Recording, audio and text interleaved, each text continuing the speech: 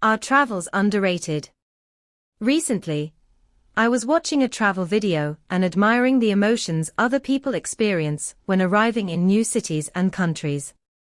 At that same moment, I remembered my own recent trips and realized with surprise that I hardly remember those moments.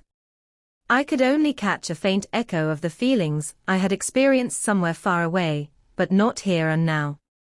This saddened me. It turns out I didn't take away anything useful, or even pleasant from the trip. Everything that was there seemed to stay there, in pictures and videos. Then I decided to recall and compare my first trips with later ones. The first journey that came to mind was a trip to Sololetsk. I was 12 years old, and for the first time, I was so far from home. I remember in fragments how my family and I drove through different cities, towns, and endless fields. During those hours, I really enjoyed looking at the sights and streets. Each city had its own unique charm. From time to time, I would fall asleep, and when I opened my eyes again, fields, rivers, and endless skies would rush past me. I didn't know what to expect the next moment.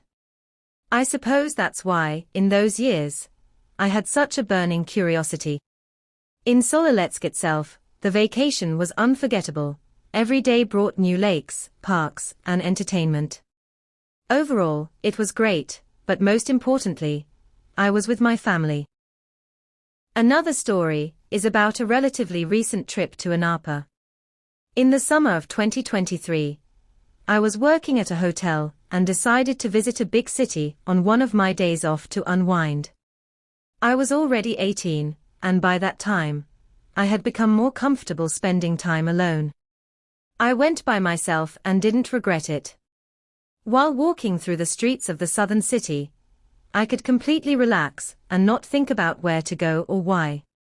I simply wandered through parks, sipping a milkshake and enjoying the sea. And while it seemed like nothing could be better, something was missing. Don't you think? It dawned on me 3 years later, when I was searching through folders for a photo from my travels. The first thought that crept into my mind, with each trip, there are fewer and fewer people in the photos. Here, I should clarify, I'm mostly an introvert, and I'm often more comfortable alone. But it wasn't just people, it was close people who were missing.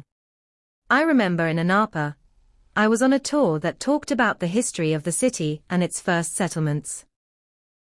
It was quite interesting, but it felt like everything was slipping away, like sand through my fingers, simply because I had no one to share what I was experiencing in that moment. And this realization only came years later. Back then, in the moment, I was perfectly content. I just shrugged it off and moved on. From this, I concluded that I remember my first trips with my parents better.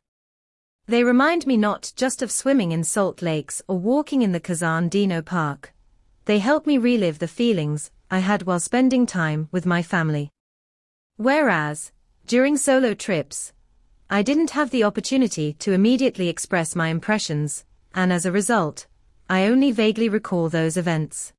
Now, there is a person in my life with whom I can fully immerse myself in a new trip and experience the full range of emotions. But that doesn't mean I should completely give up solo travels. Every journey has its own value, regardless of how it went or with whom. After all, through travels, you primarily get to know yourself and the world.